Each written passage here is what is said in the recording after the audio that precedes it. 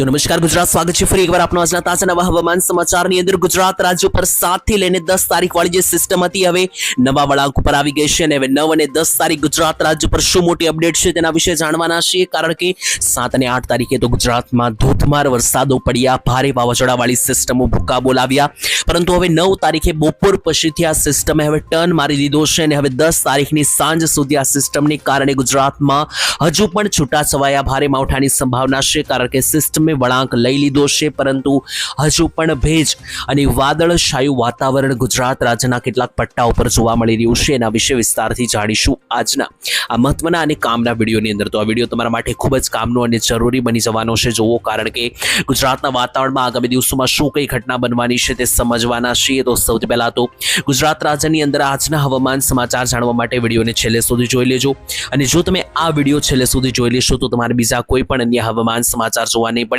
સાથે જ મિત્રો, આ ચેનલને સબસ્ક્રાઇબ નથી કરી તો અમારી આ ચેનલ ઓનલી વેધરને સબસ્ક્રાઇબ કરજો, કારણ કે આ ચેનલ ઉપર તમને આવા જ હવામાન સમાચાર સૌથી પહેલા જાણવા મળી જશે। તો ચાલો ટાઈમ બગાડ્યા વગર વિડીયોની શરૂઆત કરીને સૌથી પહેલા એક લિસ્ટ બનાવીએ કે ગુજરાતની અંદર આજે હવામાનમાં જે કંઈ પણ પલટા આવવાના છે તેના વિશે કઈ કઈ અપડેટ આપણે જાણવાના છીએ આજના વિડીયોમાં। પહેલા નંબર ઉપર સિસ્ટમનો જે નવો વળાંક છે, વળાંક માર્યો છે જે સિસ્ટમે, એ મિત્રો હું તમને સમજાવીશ ગુજરાતી સરળ ભાષામાં આજના વિડીયોમાં। બીજા નંબરે જાણીશું કે સિસ્ટમ જે 7, 8, 9 અને 10 તારીખની જે આગાહી હતી એમાંથી 7 અને 8 તારીખ તો મિત્રો જતી રહેશે, પરંતુ હવે 9 તારીખે બપોર પછીથી જે ટર્ન આવવાનો છે સિસ્ટમનું, તેને કારણે 9 તારીખે બપોર પછીથી લઈને 10 તારીખની બપોર પછી સુધી હજુ પણ જે છે ત્યાં સિસ્ટમને લઈને થોડી ઘણી અસરો ક્યાંક ને ક્યાંક જોવા મળવાની છે। તો એના વિશે પણ અપડેટ મેળવીશું। ત્રીજા નંબરે જાણીશું તો ગુજરાતમાં આવનારા 5 થી 6 દિવસની અંદર હવે કોઈ સિસ્ટમ છે કે નહીં જાણીશું, કારણ કે ગુજરાતમાં ઉપરા ઉપર સિસ્ટમો અત્યારે હાલ નીકળી રહી છે। તો હવે આગામી દિવસોમાં શું વાતાવરણ જોવા મળશે 15 થી 20 તારીખ સુધી એ પણ જાણીશું। અને ત્યાર પછી ચોથા નંબર ઉપર ઉનાળાને લઈને કેટલીક અપડેટ આવી રહી છે અને અંબાલાલ પટેલે કેટલીક નવી આગાહી દર્શાવી છે આવનારા દિવસોને લઈને, તેના ઉપર પણ ચર્ચા જે છે તે વિસ્તારથી કરીશું। તો ચાલો મિત્રો, ટાઈમ બગાડ્યા વગર વિડીયોની શરૂઆત કરીએ અને સૌથી પહેલા સિસ્ટમ વિશે થોડી ઘણો મહદઅંશે આપણે માહિતી લઈ લઈએ, અને જેનાથી આપણને ખ્યાલ આવશે કે ગુજરાતના વાતાવરણમાં અત્યારે શું માહિતી સામે આવી રહી છે। તો અત્યારે આ નકશાની અંદર ગુજરાત રાજ્યને પીળા સર્કલથી માર્ક કરીએ તો વચ્ચે જે છે મિત્રો આ પીળા સર્કલમાં ગુજરાત રહેલું છે, અને ગુજરાત ઉપર જે સિસ્ટમ હતી એ હવે ગુજરાતથી આ રીતની દૂર જતી રહેશે। અને અત્યારે હાલ જે આ સિસ્ટમ છે તે મિત્રો અત્યારે આ રેન્જમાં, એટલે કે બંગાળની ખાડી લાગુના ભાગો સુધી, યુપી બિહાર સુધી પહોંચી ગઈ છે। આ સિસ્ટમ મિત્રો ગુજરાતની અંદર આવી હતી પાછળથી, એટલે કે સિસ્ટમ 6 અને 7 તારીખે ગુજરાતમાં આવી હતી। 7 અને 8 તારીખે ગુજરાત ઉપર સિસ્ટમ રહી હતી અને 8 તારીખથી હવે દૂર જતી રહેશે। અને આજે 9 અને 10 તારીખની વાત કરીએ તો 9 તારીખે બપોરથી લઈને 10 તારીખ બપોર સુધી હજુ સુધી આ સિસ્ટમના વાદળો ગુજરાત ઉપર છે, એટલે કે ગુજરાતથી સિસ્ટમ ભલે આ રીતની દૂર જતી રહી હોય, પરંતુ 8 તારીખ સુધી જે સિસ્ટમ ગુજરાત ઉપર રહી હતી એને કારણે ગુજરાત ઉપર હજુ પણ કેટલાક ભેજ અને વાદળો જોવા મળી રહ્યા છે। અને આ જ ભેજ અને વાદળોને કારણે ગુજરાતમાં હજુ પણ ચારો દિશા તરફથી માવઠાની સંભાવના છે। તો ટૂંકમાં સરળ ગુજરાતી ભાષામાં તમને કહું તો ગુજરાતમાં અત્યારે કોઈ મોટી સિસ્ટમ અત્યારે ગુજરાત ઉપર નથી, પરંતુ 7 અને 8 તારીખે આખો દિવસ જે સિસ્ટમ ગુજરાત ઉપર રહી એને કારણે હજુ પણ વાદળ અને ભેજ ગુજરાત ઉપર બનેલા છે। અને આ જ વાદળ અને ભેજને કારણે ગુજરાતમાં 9 અને 10 તારીખે હજુ પણ માવઠાની સંભાવના બનેલી છે। તો આ સરળ દેશી ભાષામાં સિસ્ટમ વિશે મેં તમને માહિતી આપી, આશા રાખું છું કે સિસ્ટમ વિશે તમને સમજણ પડી ગઈ હશે। અને હવે આ વિડીયોમાં આગળ આપણે જાણીએ કે મિત્રો મેં તમને જે થોડા માવઠાની સંભાવના વ્યક્ત કરી 9 અને 10 તારીખને લઈને, તો એ કયા કયા ભાગોમાં પડી શકે વરસાદ અને માવઠા, એ અપડેટ હવે જે છે તો મિત્રો આપણે જાણીએ। અને ત્યાર પછી મારે તમને આ વર્ષના ચોમાસાને લઈને પણ એક ખૂબ કામની અપડેટ આપવાની છે, અને આવનારા 15-20 તારીખ સુધીમાં કોઈ સિસ્ટમ છે કે નહીં એ પણ જણાવવાનું છું। પરંતુ એની પહેલા હું તમને વાદળોને લઈને કેટલીક અપડેટ આપી દઉં। તો ગુજરાત ઉપર અત્યારે હાલ જે વાદળો છે તેને લઈને હજુ પણ કેટલાક ભાગોમાં જે માવઠાની સંભાવના મેં તમને જાહેર કરી છે, તો 9-10 તારીખની આસપાસ જોઈ લો। તો 9 તારીખે બપોર પછીથી 10 તારીખ સુધીમાં હજુ પણ ઘણા બધા ભાગોની અંદર, ઘણી બધી રેન્જની અંદર વાદળો હજુ પણ એક્ટિવ જોવા મળી રહ્યા છે। અને એ વાદળોની અસરના ભાગરૂપે ગુજરાતના હજુ પણ કેટલાક ભાગોમાં આપણે માવઠા જે છે તે પડતા અમુક સેન્ટરો ઉપર જોવા મળી શકે।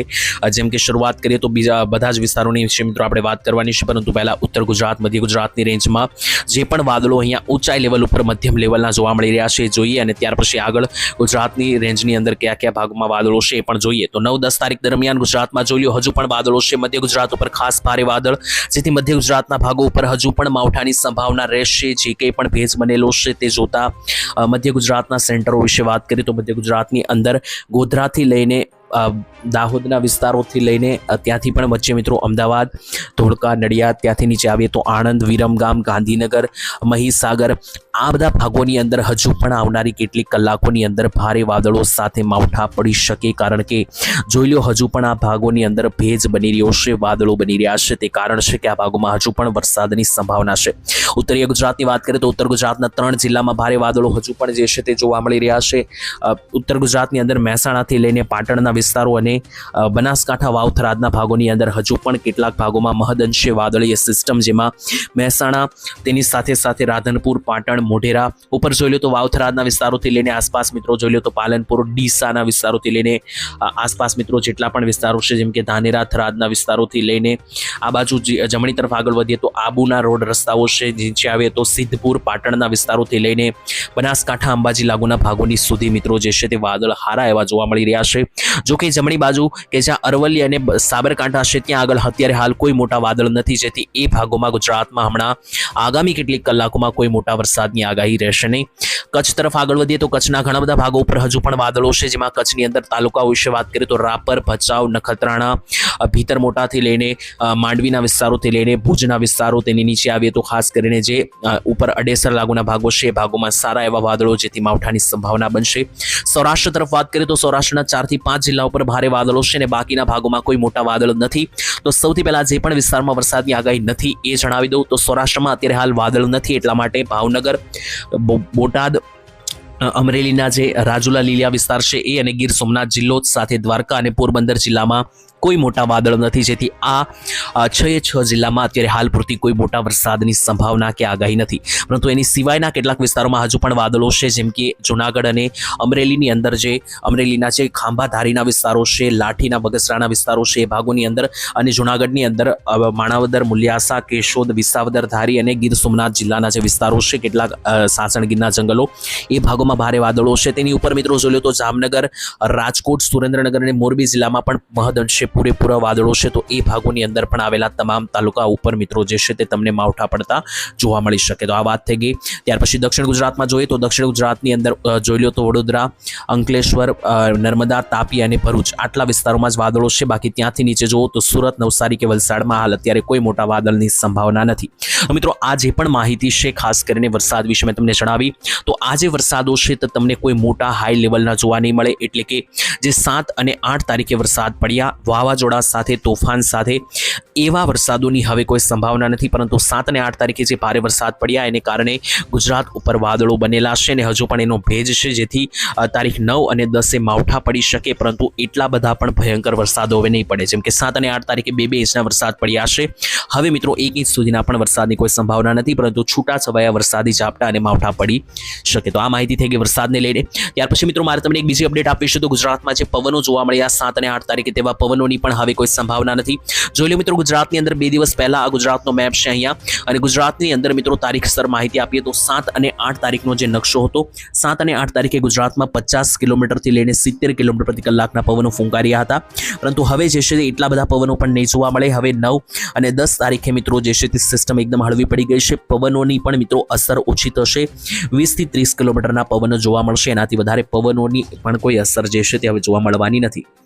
બીજી માહિતી મિત્રો મારે તમને એક આપવાની છે ચોમાસાને લઈને. ઘણા બધા લોકો ચોમાસા 2026ને લઈને ડરી રહ્યા છે, કારણ કે કેટલાક અહેવાલો અનુસાર જે માહિતી આવી રહી છે તેને ઘણા બધા લોકો સમજી શકી રહ્યા નથી. તો એ હું તમને સમજાવી દઉં અહીંયા વિસ્તારથી. સૌથી પહેલા મિત્રો ચોમાસા 2026ને લઈને સ્કાયમેટ કંપનીએ આગોતરું એંધાણ આપ્યું હતું 2 દિવસ પહેલા. સ્કાયમેટ કંપનીએ જે આગાહી કરી હતી ચોમાસાને લઈને, ખાસ કરીને ચોમાસું 2026 કેવું રહેશે તેને લઈને સ્કાયમેટ જે આગાહી કરી હતી, તેમણે મિત્રો કહ્યું હતું કે જૂન મહિનામાં ચોમાસું ખૂબ સારું રહેશે.